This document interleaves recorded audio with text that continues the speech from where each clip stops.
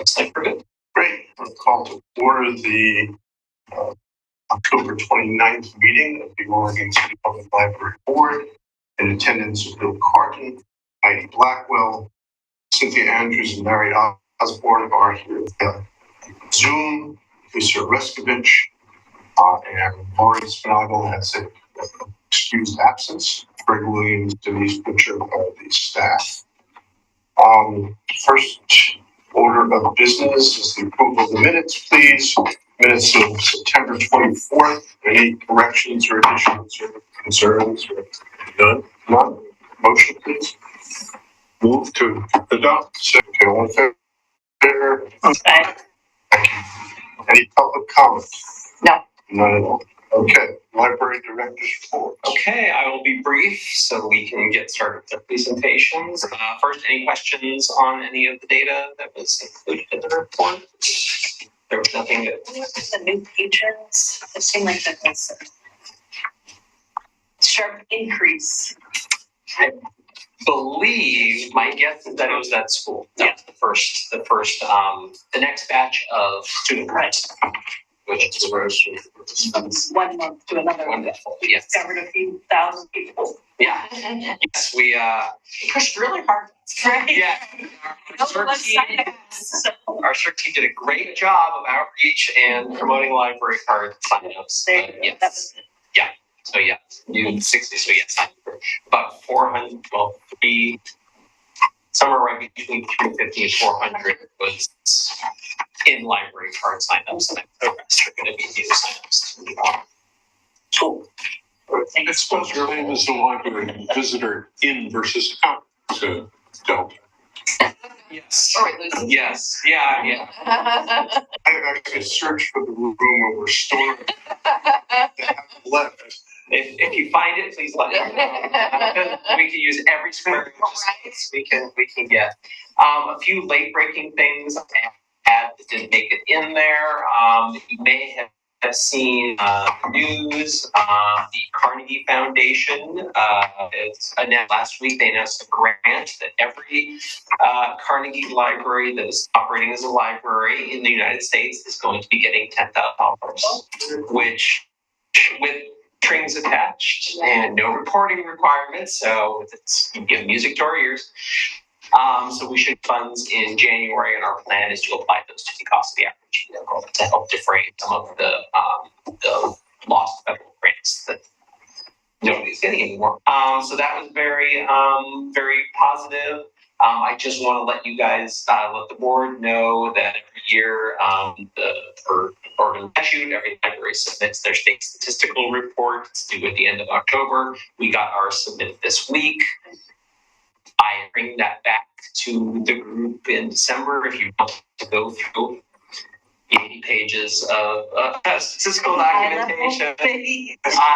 What happens every year after the state libraries have a chance to kind of crunch the numbers, they're a dashboard, actually a pretty neat dashboard. So when that's ready, I can certainly share that.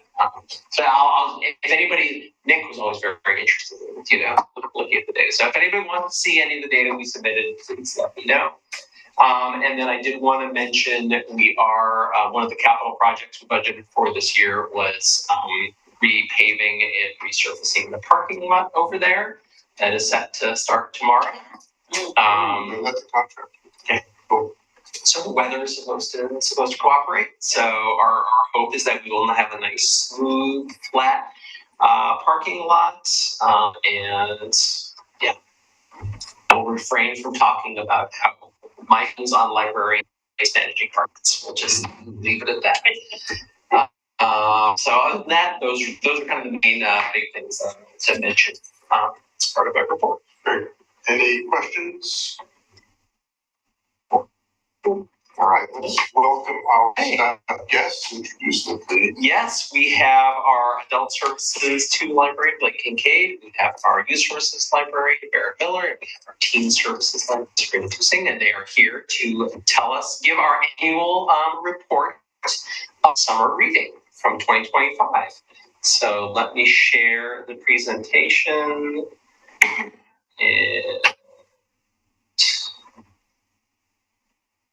I really like my shirts. That's my comment. It's the board got t-shirts. Yeah. Yeah, that's right. Well, this was our first year getting the t-shirts done professionally. The last several years we had made them using Cricut and staff, and it was, me and Sabrina sweating it in the conference room at the last minute, like trying to crank them out. But this year I did some Photoshop training and was able to get a photographic designed and formatted so we could get professionally printed and something. Okay. Fancier. And I forgot to bring my little clicker, so you're just gonna have to say next slide. That's not even to advance. All right, so I will turn it over to our wonderful staff. So this is the same template we've been using for several years. So it starts off with some general things where there's each slide, it's some trends overall for the summer reading program, and each slide has stuff for each of the kids, teen and adult programs. Kids is on the left, teen is in the middle, adult is on the right. And then we'll break out and talk about each program in more detail and then come back for a more universal wrap up. So we always start by talking about what did we do differently? What changed for 2025? For kids, we for years the school district has been suggesting that we do a promotional video, something that they can share that would, get people excited about the program and kind of promote it. Bethany, one of our library assistants in youth services, is a songwriter, and she wrote us an original song. It is so good. I'm not somebody who cries a lot, and every time I would just tear up because it was such a good song. And I made a very low budget stop motion video to go with it. It was super cute. I'm so proud of it. It did not get a ton of traction, but it was a fun thing, and everybody in the team really enjoyed working on it and planning it. We storyboarded it together. I wrote the script, and it was a really fun opportunity. For teens, I heard from my teen advisory committee that they were interested in having more prizes throughout the reading challenges. So we usually do a bingo card, and I think we talk more about that later. But you get prizes when you do 5 in a row, and when you got blackout, and then you got extra things. But the way we broke it down is if you did 5 in a row, as soon as you got 5 in a row, you went into an automatic drawing for an additional prize. So, and then at the end of June, we had our first drawing, and then at the end of July, we had our second drawing.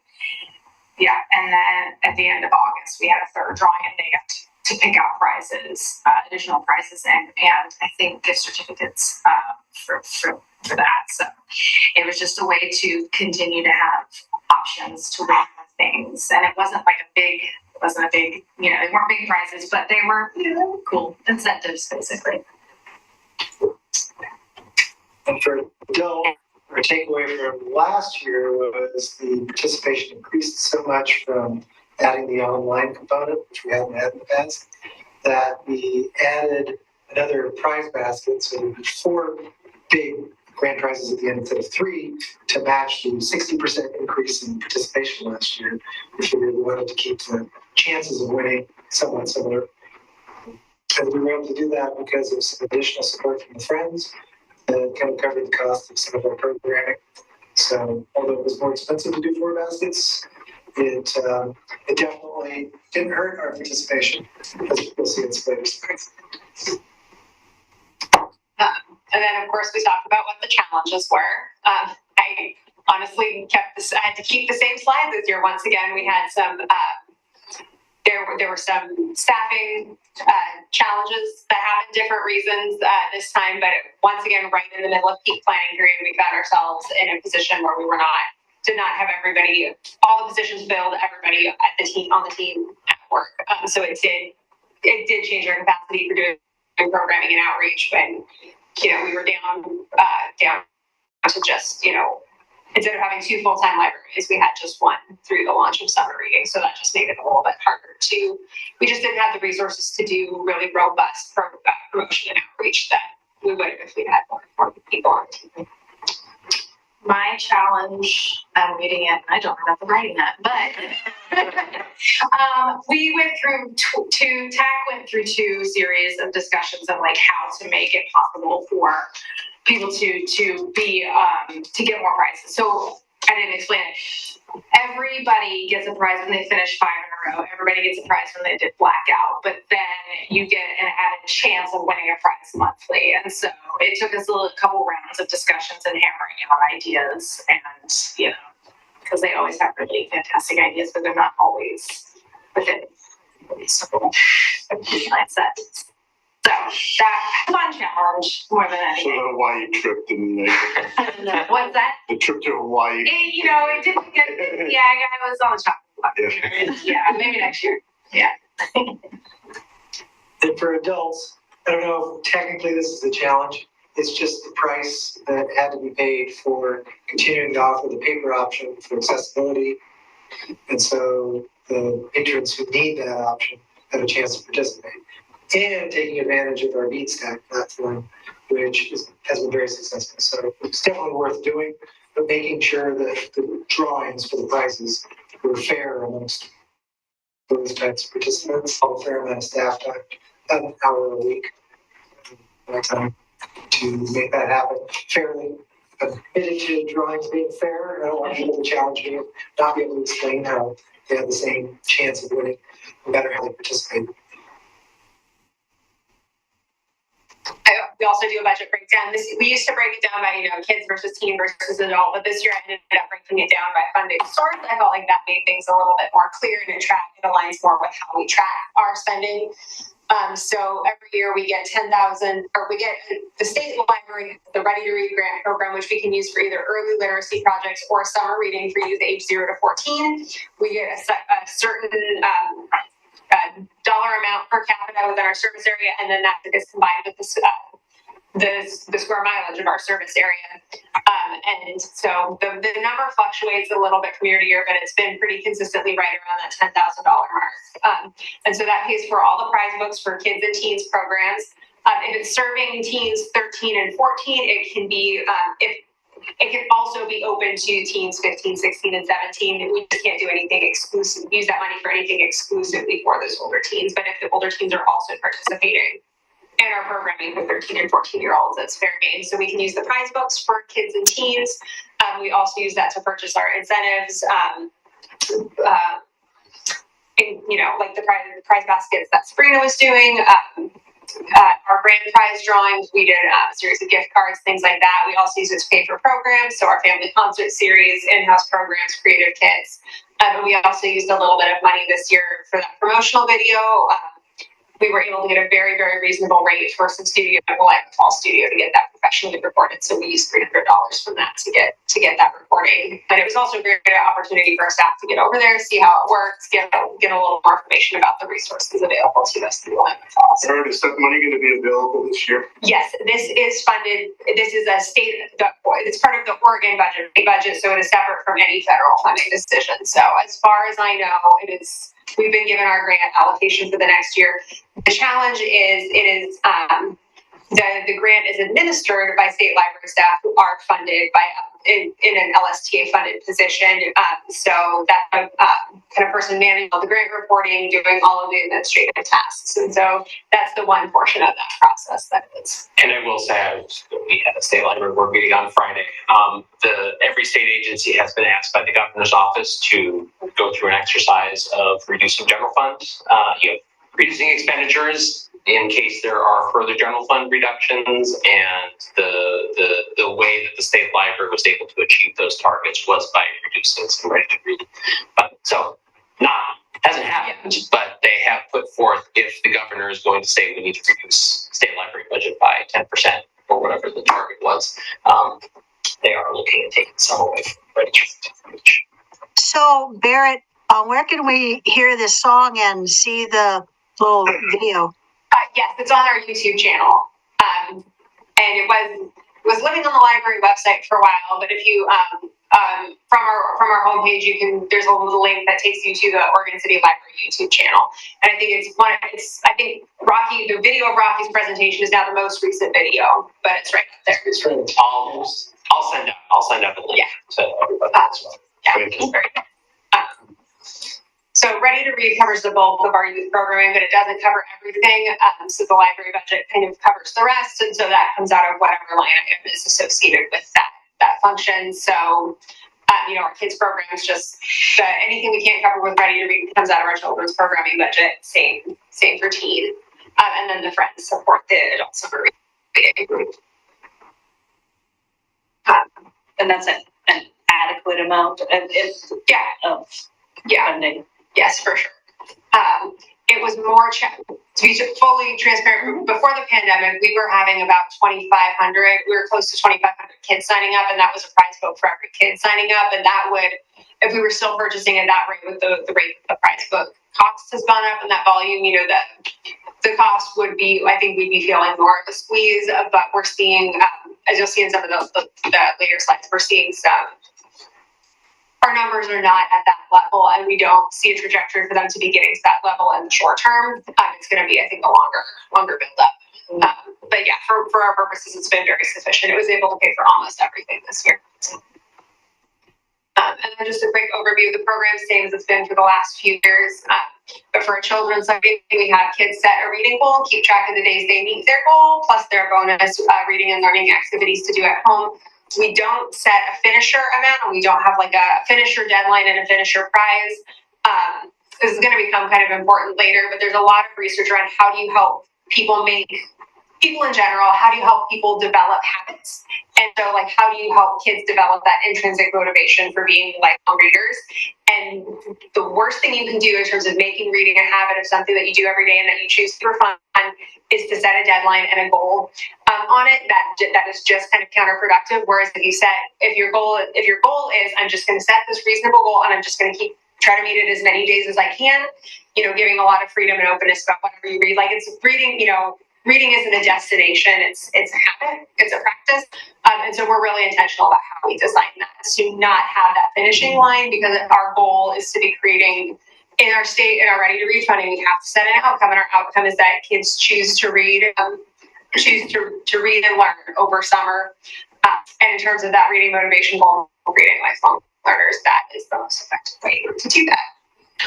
Like I mentioned before, the Teen Summer Reading Challenge is ages 12 to 17, and it's a bingo card with book, genre, or activity categories in each of the squares. It says selected library staff, but it's selected by the Teen Advisory Committee. I don't know what I was doing the day that I filled it.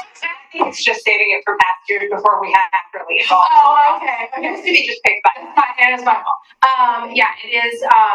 It was input given to the teen from the Young Teen Advisory Committee and the Teen Advisory Committee, because we do have, we have young teen members who are in that age range. So yeah, that's and Barrett talked about kind of be not destination, but creating that habit. And for teens, when they're starting to get to this age, we're trying to get them to branch out into more like genres that they might not read, necessarily. And with the activities, like this year we added one that you had to come to a library event and you got a secret code that you had to put in to be in stack to unlock that badge. So getting them to the library. So it's a little bit more mixed of reading, but also doing things in the community or doing things outside and stuff like that. Yes. But for adults, we didn't really change how the game works from previous years. It's really just sticking with what's been working. All the feedback has been that it's pretty well matched to what people want. Pretty open. You can read pretty much all summer long as many books as you want. We did have a few people who maybe hit the 40 or 50 mark on items read. We don't have any requirements for reading level. That's part of the accessibility part. So, we have some very high level participators. So we'll do our breakdown of kids' summer reading next. This is just some of the main numbers associated with it. So we had 758 registered for the challenge. 284 of those readers read on 42 days, which is kind of our finisher benchmark, because that's where you earn your prizes. It's a free, talk about what those are in a minute. We had 76 kids who read on all 91 days, and then on average, that was 32 days over the summer with almost 24,000 days read. Which I'm not unhappy about that number.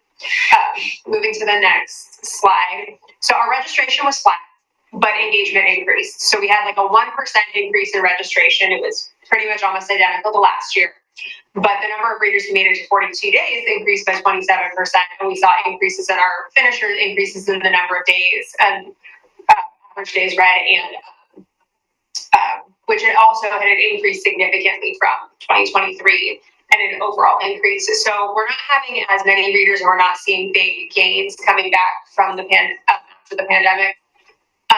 But we are seeing that the readers who are participating are more engaged over time, that engagement is going up. So I think that's a very positive sign. Is promotion happening through the schools as well? It has not been happening actively in the schools through the pandemic. They did, all the school library staff did show that level up video in all of the library classes.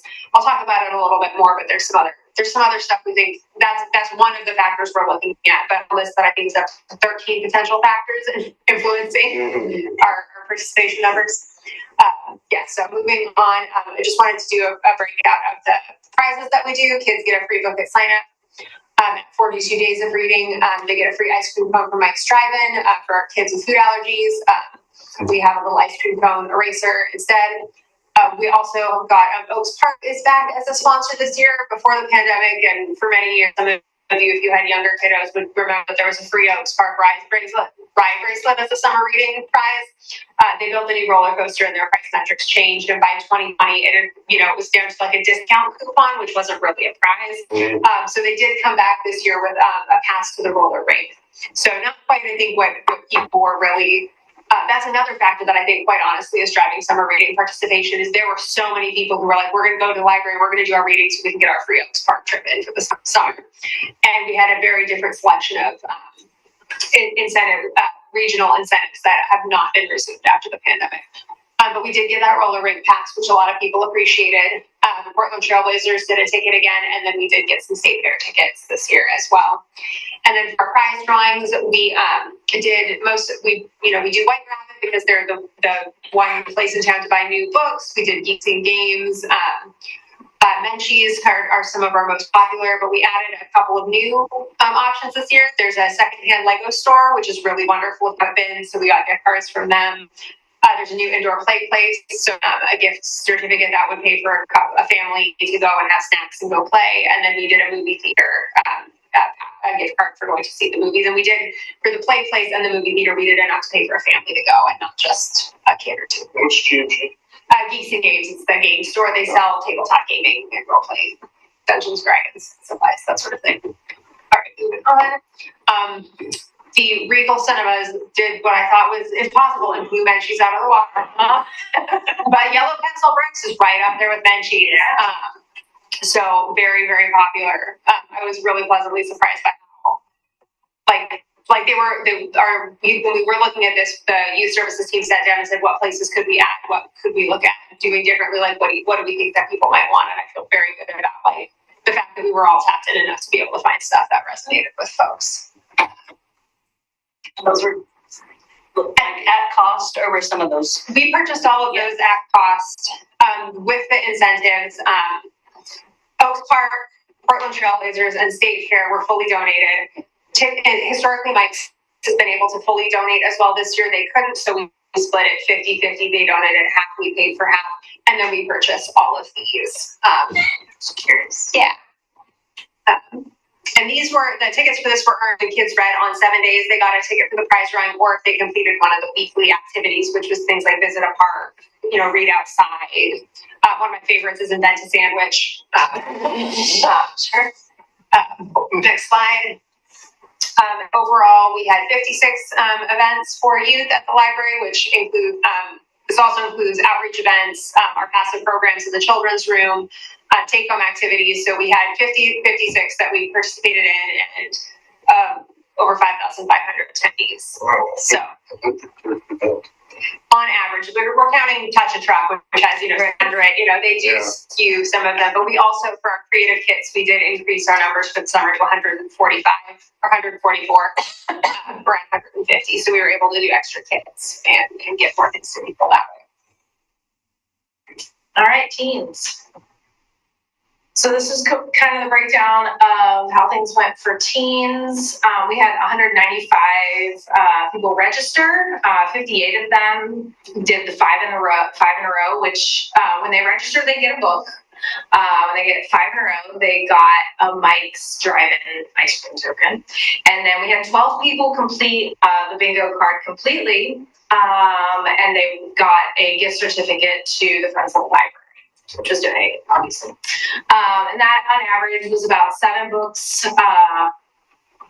read by each reader, and total books were 1,367. And those numbers, if you'll go to the next slide, I didn't share, and like Barrett shared with her, comparison, almost literally the same as last year. So breaking even. Okay, all right.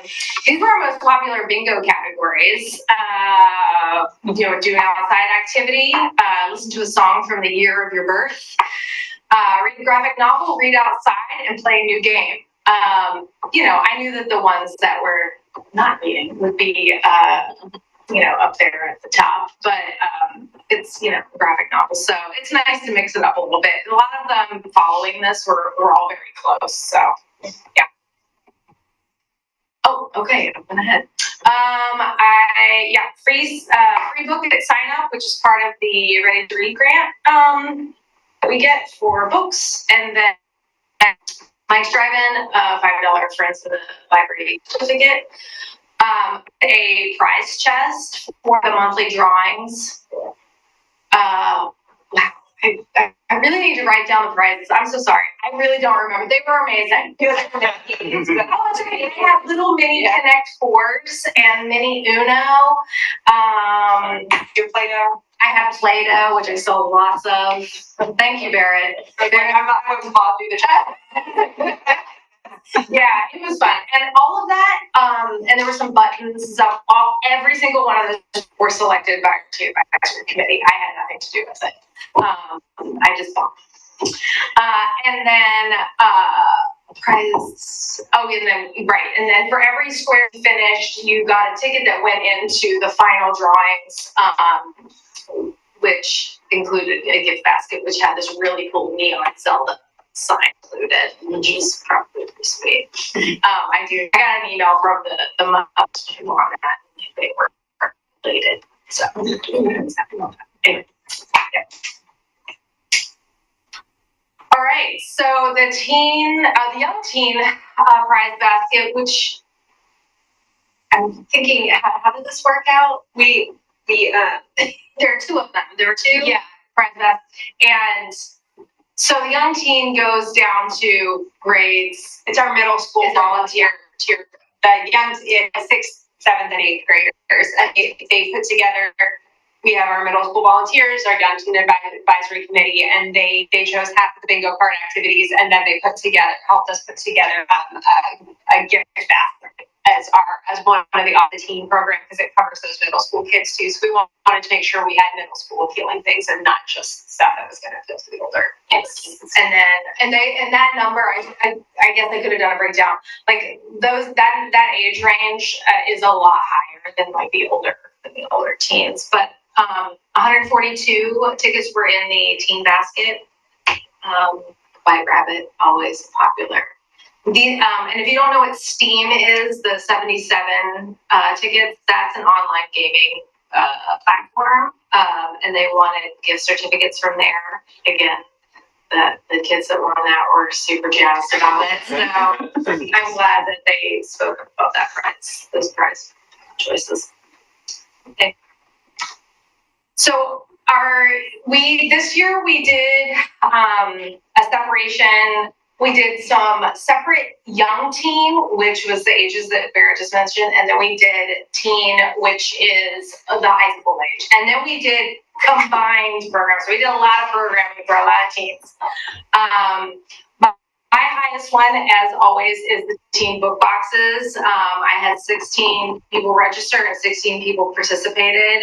That's always a really fun thing to do, and that's it's basically personalized book, recommendations along with some really cool items inside for them to snack on or keep and whatever. Our combined programs were the friendship bracelets and the tie-dye. And there was a water balloon. Oh, and the water balloons. And I do have to share one story about the water balloon, right? Water balloon party. Yeah, very specifically, so they didn't show Brittany the life story show. Yeah, everybody. We were having a really good time out in the park, and the fire department always has its doors open. They're hanging out, and this firefighter just comes over and is like. And it was just great because they were throwing water balloons at him. It was a beautiful moment. We hung together for a while. But he was happy. And he was really impressed that they were reusable. We got reusable water balloons. So yeah. But this is kind of a breakdown. You can see the numbers there. Tie-dye is always really popular too. So, but yeah, lots of really creative stuff. Barrett did 8-bit mosaic coasters. Which is really cool. How we taught a 10-year-old to grow. Always fun. Anyway, yep. Hopefully our response time from fire doesn't go way up. Nothing with water balloons. No, he asked for it.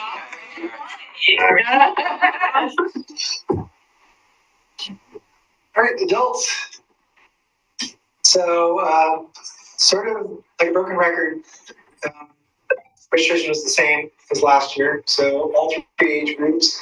With the adults, additional kind of backstory is that last year was the first year we added the online component of the Beanstack platform, and we had 60% bump. So I think what this is telling me is that was a one-time bump, which means everybody we were going to capture just got on board immediately. I think anecdotally, it really looks like it's parents of kids who are already in Beans. And we had a few people switching from paper to Beanstack once it was an option. And that continued this year. So there was more of a transition between paper and Beanstack, so the ratio is different. But it is funny, not only is it flat, but that's literally the same number as last year, 479. So not even one up or one down. So I thought that was strange. Engagement, however, is higher. And what's funny is as the ratio will show up, I think on the next slide, maybe. Well, that just shows you the different activities. So we didn't change any of the activities. It's just pictures for your enjoyment. And then next slide. And so we did change the sign-up prize to a free stadium bag to try and make it different because we're doing just book bags now many years in a row. Stadium bags are cheaper, which freed up some money for some other stuff. What's funny was a couple of people signed up on, we think it was the Beanstack people, did not claim their free stadium bags. So we have a bunch left over that we're going to be using our other programs. So before grand prizes, just the same as far as prizes go. Next slide, I think is the exciting one. Yes, so this is comparing paper versus Beanstack. So what's interesting is our ratio of paper to Beanstack didn't change now. It's 3-to-1 now in favor of the Beanstack participation. So a lot of people that maybe did it by paper before switched to Beanstack. And anecdotally at the desk, I can tell you the in-person paper people are adults with disabilities and older patrons who are not comfortable with technology. And they wouldn't be able to participate otherwise, just scholars to it. So we're keeping the paper for that. But the people who could switch to a technology-based one did. And so it's just same number of signups, but way more people on Beanstack now. And as you'll see, the participation is interesting because if you added up all the numbers to the ratios, paper, the participation is higher for the paper. They're more engaged. I think partly just because they have to personally come in.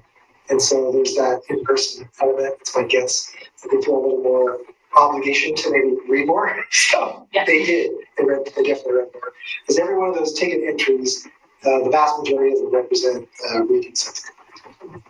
Because every person will have 4 activities and a sign up. So there are only 5 tickets per person, but they're not meeting based.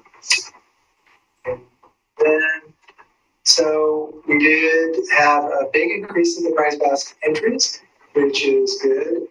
Prices for everything have gone up. So if you look at the cost of 4 prize baskets, it's more. We spent about $340 per prize basket last year. We spent about $400 per prize basket this year. So the cost per basket has gone up. You can see that's a lot of increase. A lot of people were excited about the contents of the prize baskets. Not sure what that tells us. There's part of me that wants to maybe not invest quite as much in the prizes, have more cheaper prizes so that there are more chances to win. But we do have the weekly drawing, 2 winners every week. So overall, we have quite a few winners as out of all the participants. And everyone got, if they wanted it, they got the sign-up prize, which was the stadium bag. And I don't know if I made a slide for it. Since we have money on here, the Friends money worked.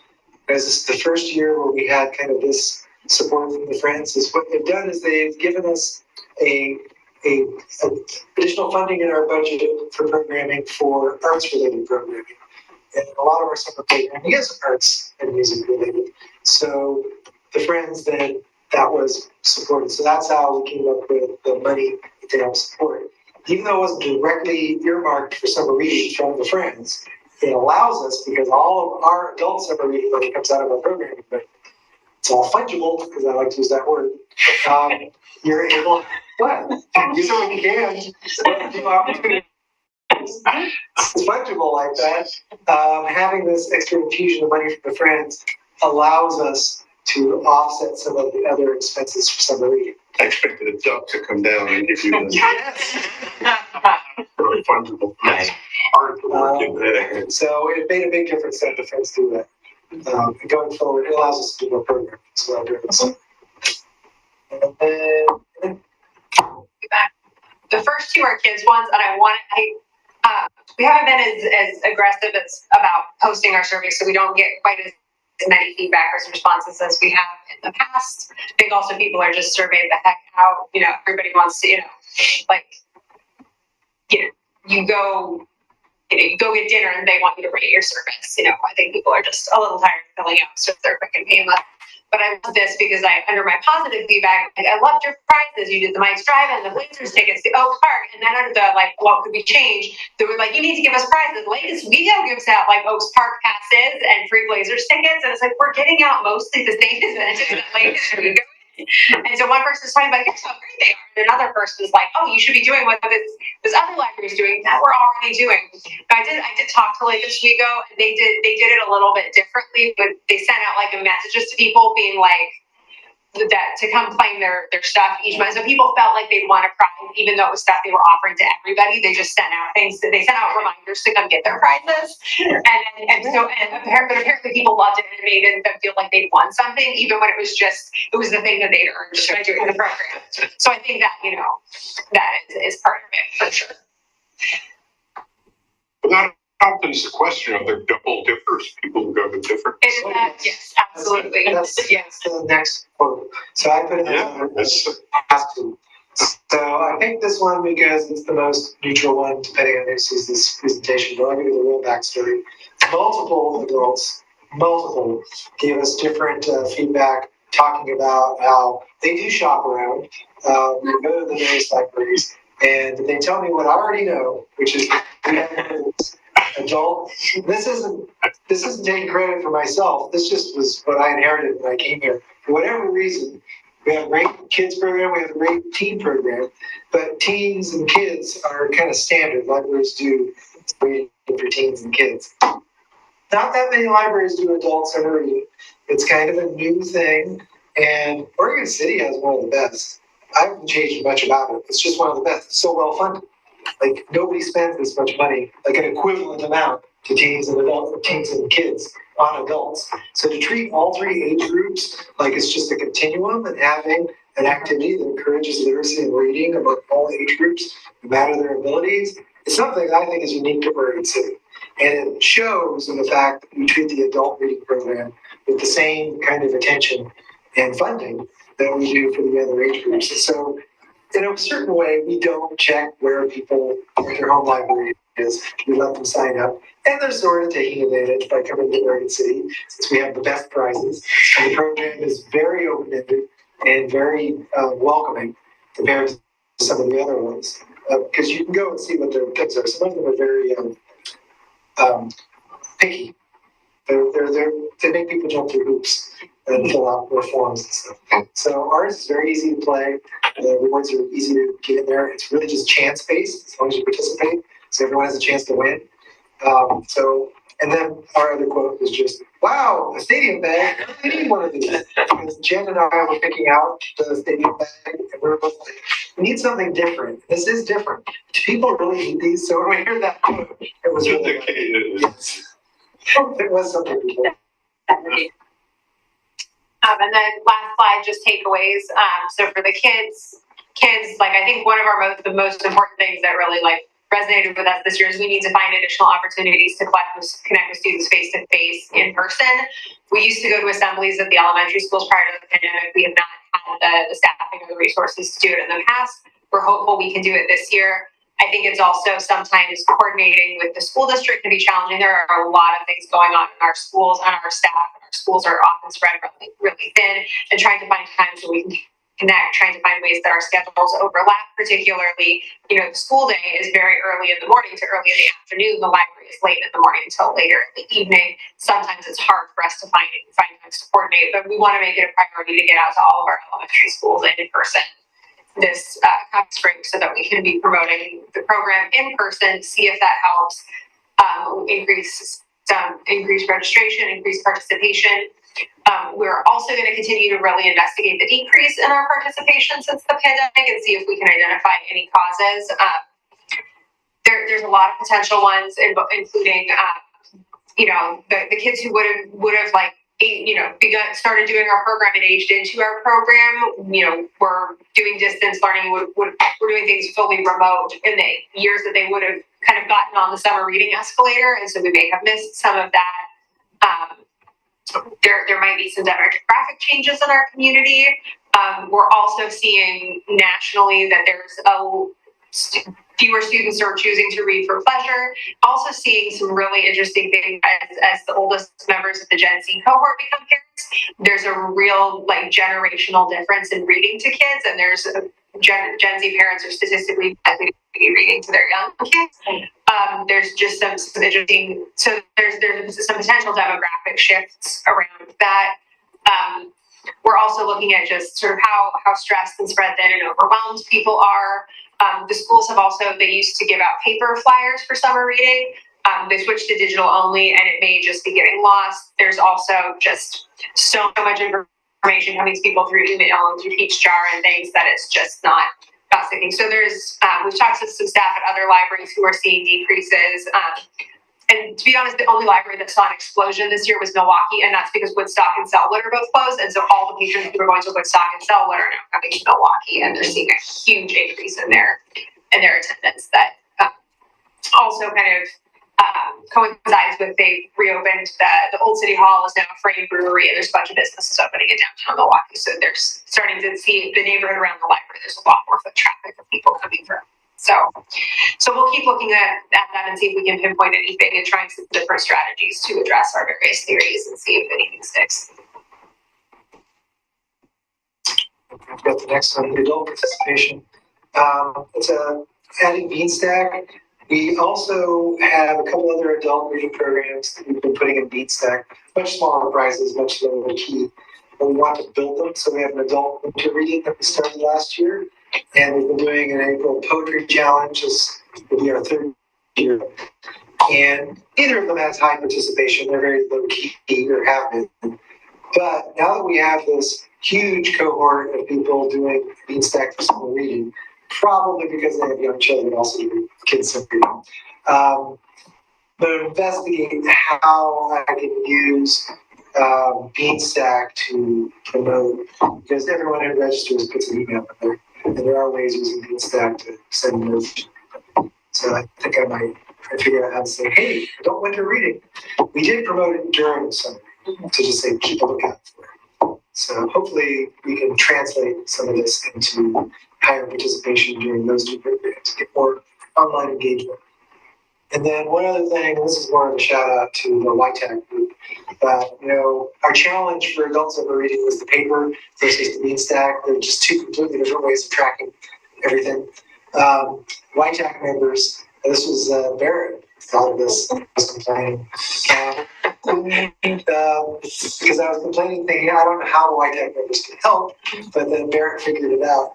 And they counted for the end all those statistics. I couldn't even give you these numbers unless the paper was hand counted, all the paper sheets. And the bean stack just gives you a number. Like, boop, boop, boop, just like the old boop, boop, you press the buttons. So the YTAC members and Barrett did something like that. But that meant, that saved me like, I don't know how many hours, 4 or 5 hours. Because it took them several hours to do it. It was hard because you had to print out for the paper, for the drawing, you had to print out all of the bean stack participants. And then make like paper slips to throw in. And then our volunteers went through and separated all of those out again, and then separated out book reviews versus different types of activities, and then counted up. So yeah, I think it was probably like 3 or 4 hours of volunteer time getting them all sorted. So that's definitely something that's a key for me. Any questions from the board? Nope. Right, thank you. Great person. Yeah. Okay. They were. Thank you, Barrett, Sabrina, Blake. Yeah. Great. Okay. Next is the subcommittee on interview questions for the new board members, and Bill and Cynthia were on that subcommittee with Greg. And can you tell us what you think? So, it was a fantastic experience in collaborative wordsmithing that I hadn't been in for decades, because usually I write stuff and people don't review it. But we added a lot of value to the questions, to the approach, to the one goal was to make it not yes/no question, to get people triggered into revealing more about themselves. Second order effect is when they reveal more during the interview, that is the opening for follow-on questions that otherwise you'd be blocked from making up new questions on your own, because then each candidate would be treated differently. That's not all. So in any event, pretty much every word in every category was touched and improved, and we ended up doing a thing like adding a heading, a 2-word heading or phrase to each question or couple of questions that we don't have to share with the candidate, but this will be published. So a good prepared candidate will come in already reading this. Yeah, because they are kind of lengthy. That was the only thing I noticed. So you just want them to have a copy so they addressed every part of the questions, because there are lots of important pieces, just that they have access to the questions. Yeah, we haven't talked. We bumped it up, the target from 15 to 20 minutes. We don't think we're going to get 10 applicants, so it's not a biggie. But we have this tradition since I've been here of just going round robin around the table asking the questions, and we should at least discuss or have a new tradition of saying anybody can offer a follow-up if they're triggered by something a candidate says or volunteers. Well, thank you. This is a lot of work. This is an improvement. It reads well. It looks great.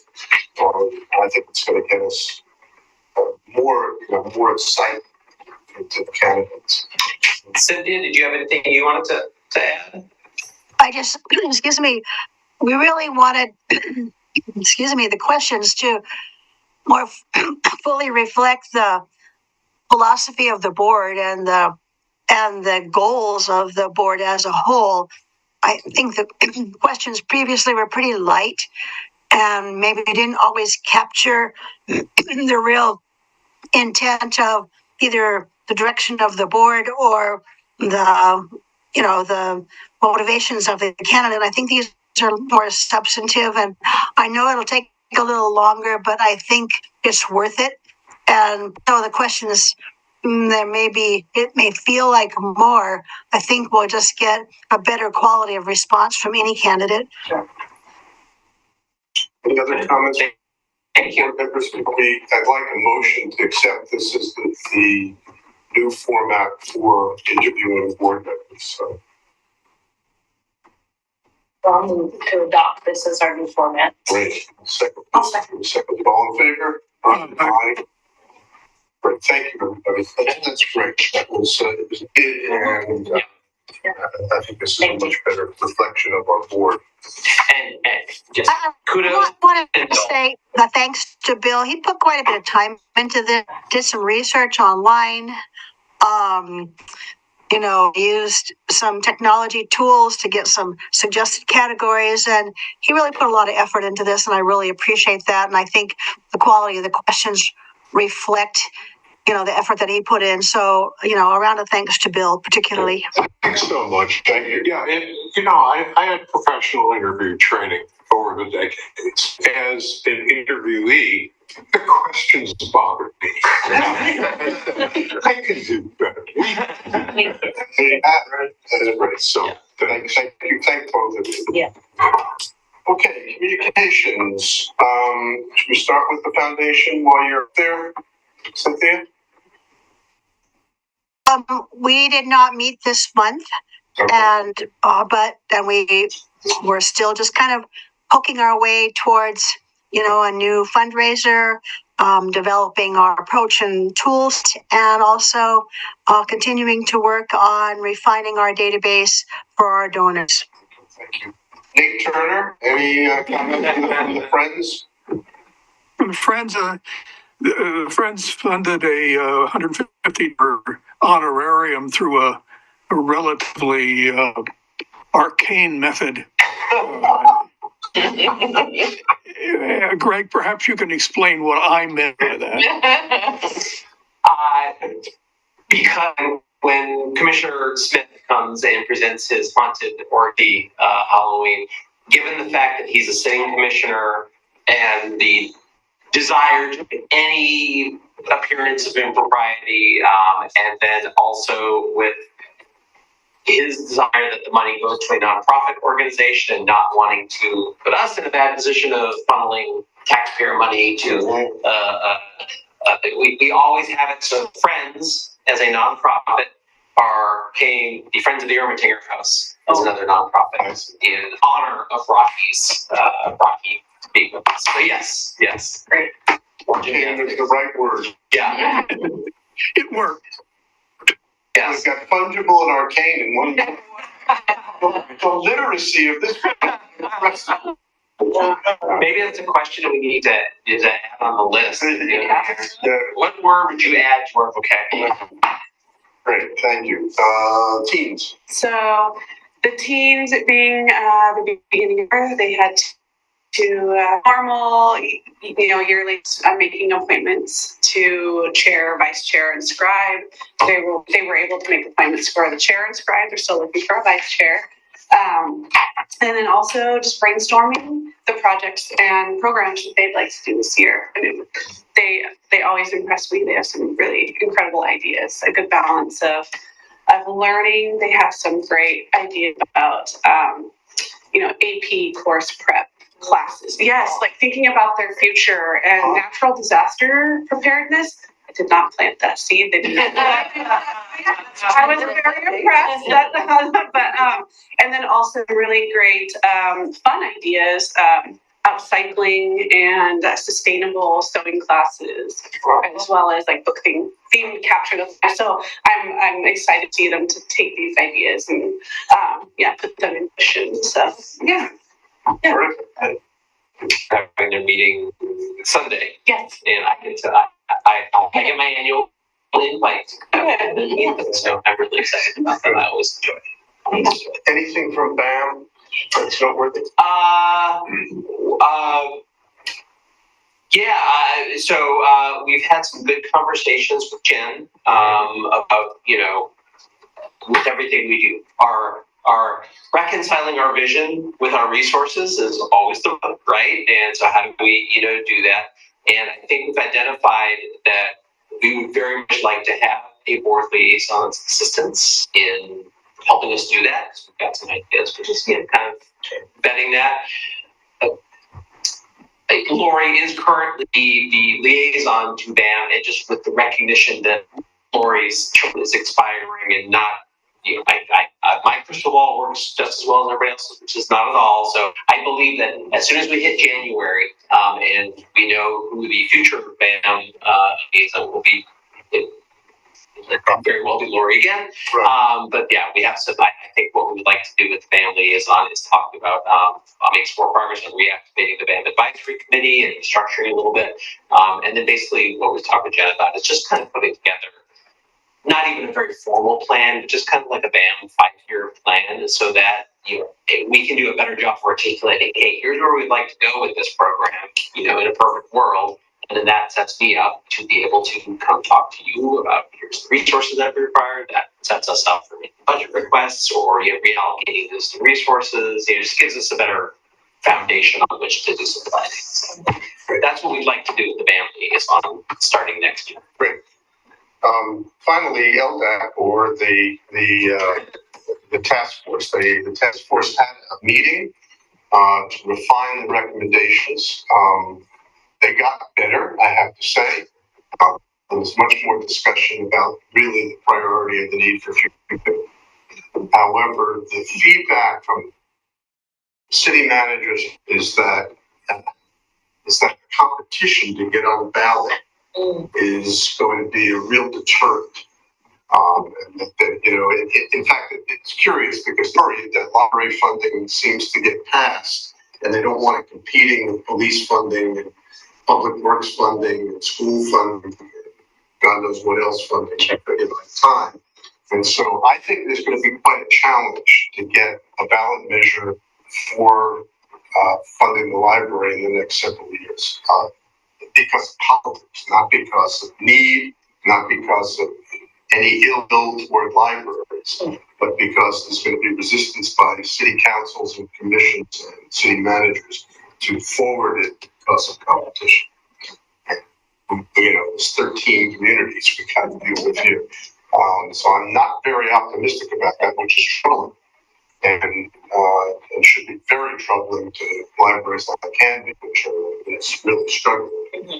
So that's where we are. They've recommended the commission, and I don't know when the county commission is going to deal with those. Well, I got an email last week that they were in the process of finalizing the wording of the 2 remaining recommendations. So as soon as those come, they didn't come in time for this meeting. Yeah. So as soon as they are out, I will certainly pass them on. In general, what I took away from it is address the capital allocation issue. Hopefully not the IGA amendment, time and energy, but address that in some way, and then basically start doing some consulting work, figuring out what the needs of the district are and how do we move forward with that. If I may, if you have time, it's really interesting. A lot of the discussions during we're talking, with the issue of equity of funding came up. You had certain people starting to talk about, how does this work? Like, you're really talking about dollars, being taken from one community and given to another. And a good portion of us were saying, don't focus on that now. That's a 4 steps down the process thing, because you're going to get in the weeds. And if you take a look at what's happening in Washington County with their levy, which is up for renewal, it's really interesting. They are having, it's the exact same thing. You've got larger libraries saying, changing the funding formula, which is taking money out of, some of the larger libraries' pockets, to other libraries. They're saying, but we're the ones who are serving, the patrons who are coming here. So it's very interesting. So yes, it's a thorny issue, and I'm glad they decided not to try to hash that out for Clackamas County right at this point, because it's very complicated. I've got one more question. I don't know if some of you had heard, but Greg has become aware that Multnomah County and Washington County have been getting very upset with Clackamas County in terms of the overuse of I wouldn't say upset. I would want to characterize it. I would say that, so we have what's called the mixed agreement, Right. which is, any user at Clackamas County or any of the 3 counties can go to another library and just get a reciprocal card, which is great. It helps us all sign up for multiple ebook accounts. That agreement is up. It's renewed for 5 years every time. It's up next year, I believe. And I know that part of the conversation has been around, boy, we look at the level to which Multnomah County and Washington County are funding their ebooks and electronic resources, and compare that with the level at which Clackamas County as a whole funds their electronic resources. And it's a very big difference. And there's concern. I believe that it's going to be a topic that comes up. How that gets hashed out, we don't know yet. Okay. Keep us informed. I will. Not being in those meetings, I don't want to say anybody was upset about it.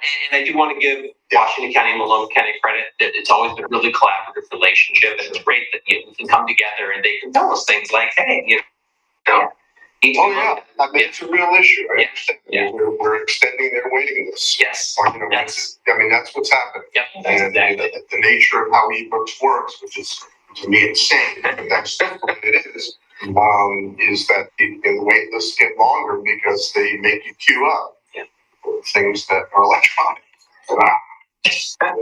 Okay. Anything else for the good of the order? Any other questions, concerns? And a quick reminder, not meeting in November. We decided not to have a November meeting. We're going to have a great Thanksgiving. And for our December meeting, it will be our interviews. And I believe it was, I want to say it was the 10th, second week of December. Oh, and the 10th. Yeah, and I'll send out more. Is this your last meeting then? Yeah. Well, we wish you well and we thank you for your service, and you've been a fabulous addition to it. Thank you. Well, we'll see us in December too. Yeah. We have, one just came through today. So we have total applicants. Already applied? Yes. Okay. Yeah. Yes, renewal application, reappointment application is in, 2 others. This together, video, with their thrift. They sent out an email blast to encourage participation. We'll share the video that they're sitting